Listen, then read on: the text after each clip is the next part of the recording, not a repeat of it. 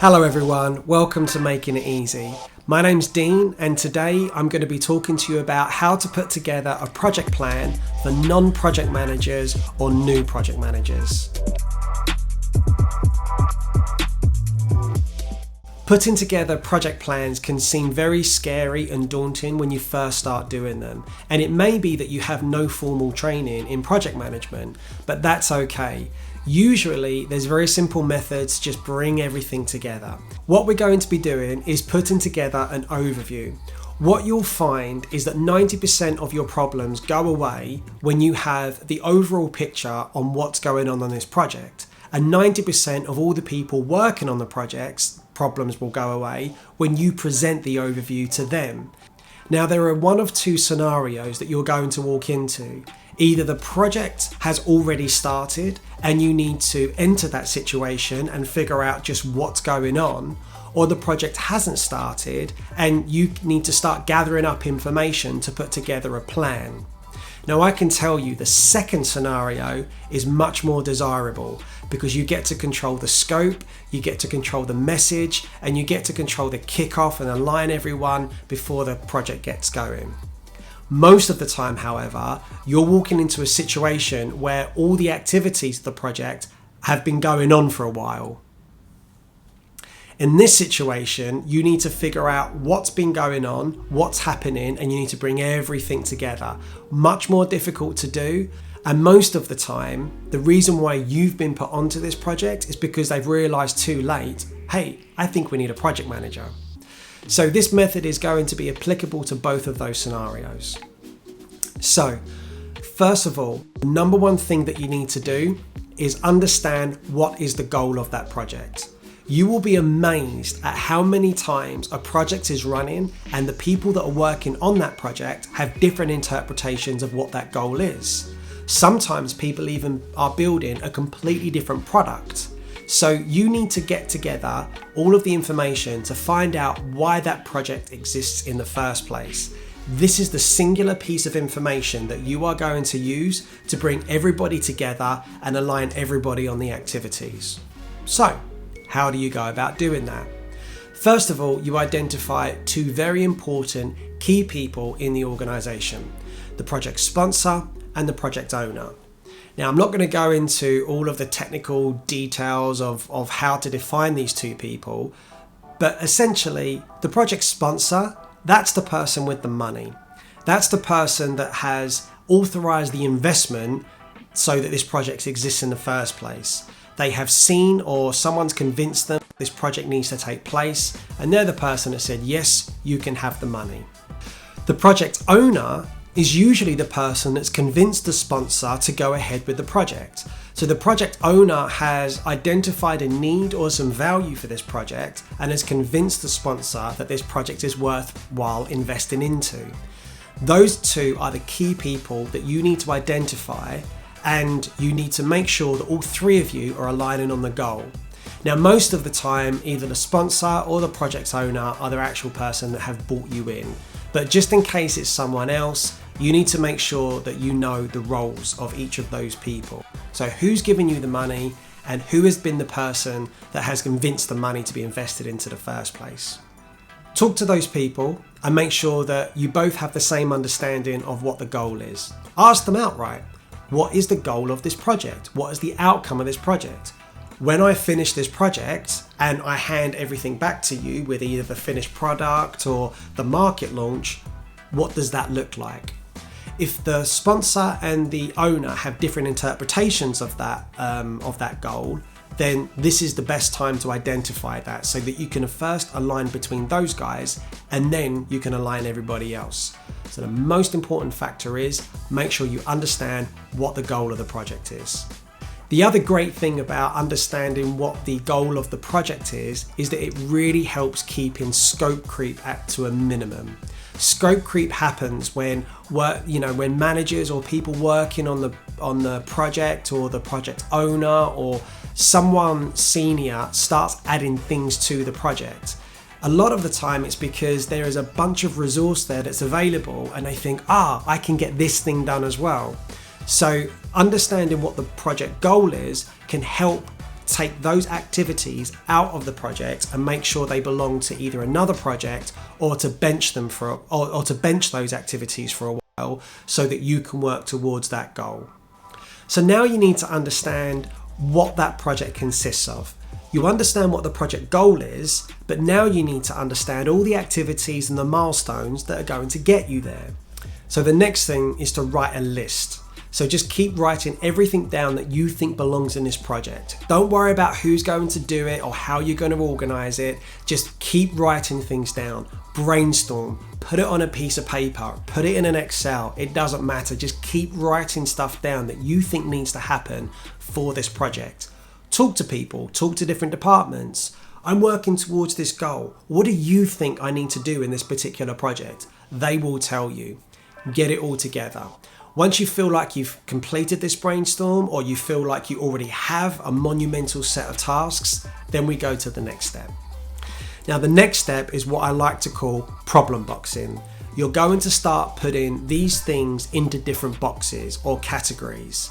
So all the marketing stuff may go to the marketing box, the legal stuff goes to the legal box. Maybe you're creating some sort of a software, in which case you're putting things into different domains, or you're getting skill sets together. Could be front end, could be back end.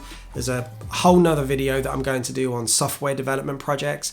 But essentially all you're doing is putting categories together. And as you add things to different boxes, you'll find that you're creating work packages. These work packages or these work streams start to emerge. And now you've got a project with a goal, with all of these things that you need to achieve, and they're divided neatly up, or not neatly, doesn't really matter to be honest at this stage, but essentially you've got a bunch of items in work packages. Now the next part is to understand who's going to do what. So now you've got all these different tasks assigned to these different work streams, it's going to be relatively obvious who's going to undertake those work streams. It could be a department head, it could be a team leader, it could be someone that's going to take care of everything that isn't a manager. But essentially, what you're going to be doing is you're going to identify who's going to take care of those work packages. Now, again, if you've already been, if you've walked into a situation where the project's already happening, you know who those work stream owners are. But if you don't, then you need to identify them. The next thing you need to do is start talking to those work stream owners, because you need to align with them the things that are going into that work package. Now, the most important thing at this stage is to make sure that you're using face-to-face communication. Do not use chat, do not use email. If there's any ambiguity, you can actually accelerate that project going off track. You need face-to-face communication. So make sure that if you are in a different office, that you're using some sort of a video call, or if you're in the same office, go and speak to that person, because you need fluid communication. You need to really be able to digest and take apart that work package. You need to make sure that that work package is working towards the goal. And remember, you as the project manager, you are not the expert in that particular, you're not the expert in that field. The work package owner is, and so they're going to be telling you if they need to take things out. You're going to be making sure that it's all working towards the same goal, but they're going to know what they need to do for that particular part. So face-to-face communication is absolutely key. Now, as part of putting all of this together, the next stage is you need to start putting together some sort of a timeline. Now, you may need to give the work package owners a bit of time to go away and figure out when they can do things. But essentially, you're going to be putting the project plan together based on them telling you when they can do things. If you're working to deadlines, then this is when you explain to the work package owners that you need to work towards these deadlines. But it's going to be a back and forth communication to figure out what can happen and when. This is also the time when you identify dependencies. So the work package or the work stream owner may be saying, I'm going to take 6 weeks to do my part, but I can't start until this team does this part, or I can't start this thing until we build this thing. That means that you're going to start putting together some sort of a project plan where you're putting the dependencies first. This is all going to come together and create the bigger picture. Don't worry about putting together complicated Gantt charts or complicated visuals at this point. Personally, I use free Gantt charts. They're out there. I'm going to do a whole nother video on how to use free Gantt charts, so we will come to that. Right now, the only thing you need to be worrying about is general timelines. Now, depending on the company, depending on the project, it may be you need much more accurate timelines, and that's fine. Take your time to get them together. But right now, what you're doing, remember, is just building the overall picture. You want a rough idea when things can start, a rough idea when each work package can start, a rough idea on when each work package can finish, and therefore when the overall project can finish or launch. So now you've got your goal.